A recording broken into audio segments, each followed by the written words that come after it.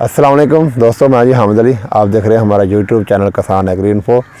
दोस्तों, आज मैं तिल की फसल के बारे से बात करूंगा कि क्या हम तिल की दो फसलें काश्त कर सकते हैं, हम डबल काश्त कर सकते हैं, एक साल में तिल की दो फसलें ले सकते हैं। जी, इसका सवाल का जवाब है जी हाँ, बिल्कुल आप ले सकते हैं।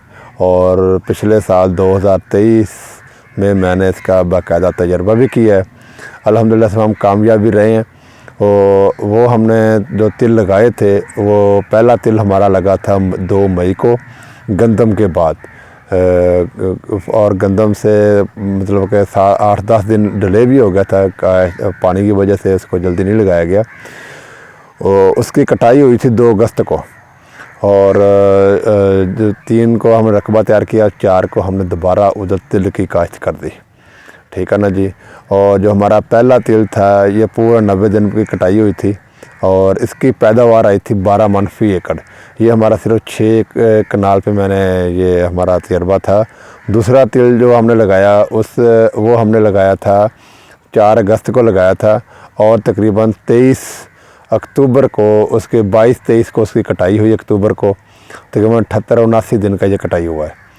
और उसकी वजह यह थी कि ये आंधी की वजह से तिल गिर गया था, और पहली दफ़ा तजर्बा हमारा था, और वो जिसकी वजह से गिरने की वजह से उसने 50-51 दिन की फसल थी। जब आंधी आई थी और पानी लगा था, हमारी फसल गिर गई थी। फसल गिरने की वजह से उसने मज़ीद अपनी बढ़ोतरी नहीं की, नया फूल नहीं लिया, जिसकी वजह से वो जल्दी पकाई की तरफ चला गया और 78-79 दिन की कटाई हो गया। और उसकी पैदावार बनी थी 6 मन फी एकड़।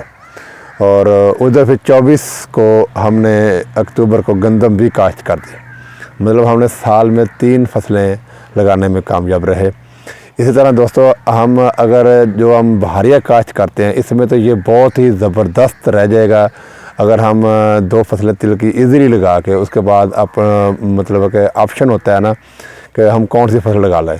मतलब जो मार्च में तिल लगेगा वो जून में कटाई हो जाएगा, और जून एंड में कटाई हो जाएगा। आप जून एंड में या जुलाई शुरू में दोबारा लगा लें तो वो सितंबर एंड या अक्टूबर शुरू में फिर कटाई हो जाएगा। आप उसके बाद 2 तिल की फसल लगाने के बाद आप राया लगा सकते हैं, आप आलू लगा सकते हैं, और दीगर सब्जियात वगैरह, मटर वगैरह आप लगा सकते हैं।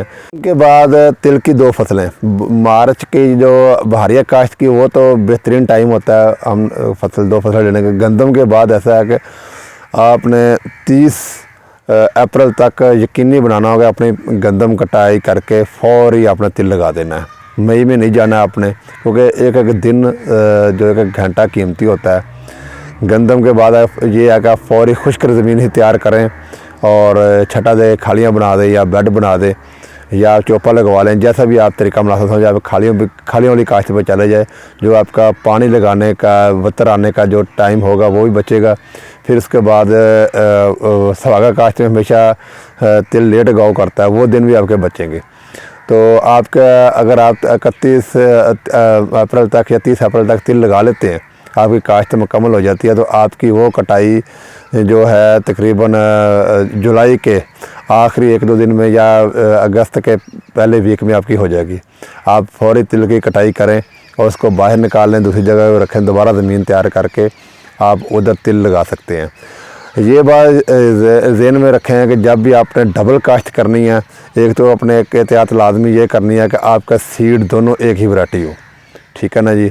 और दूसरा आपने एहतियात ये करनी है कि आपने सीड पुराना अभी से ही परचेज़ कर लेना है। नया सीड, क्योंकि अगर आप अब एक सीड लेकर काश्त कर लेते हो, फिर दूसरी वैरायटी का आपको कंफर्म नहीं होगा कि आप क्या वाकई आपको वही वैरायटी मिल रही है। दूसरा, उस वक्त तक मार्च काश्त मार्केट में आ चुका होगा, और जिसके वो नया बीज होगा, आपने वो बीज नहीं लगाना है। आपने पुराना सीड ही, जो साल पुराना सीड, क्योंकि इसके डोरमेंसी की प्रॉब्लम होते हैं, आपने पुराना सीड ही लेना। ये प्लान आपको पहले ही करना पड़ेगा कि आप 2 तिल लगाना चाहते हैं तो उसका सीड पहले ही आपको लेकर रखना होगा। इस तरह आप तिल की 2 फसलें आसानी से गंदम के बाद आपने लगाना हो तो ये बात यकीनी बनाए कि 30 अप्रैल तक पहली काश्त और दूसरी काश्त आपकी पहले वीक, अगस्त के पहले वीक में होनी चाहिए। इसके बाद आप आसानी से गंदम लगा सकते हैं।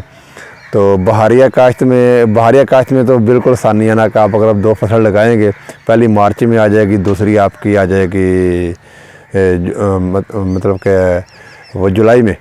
तो उसके बाद आपके बाद ऑप्शन बहुत ज़्यादा होंगे, आप फिर कौन सी फसल करना चाहते हैं।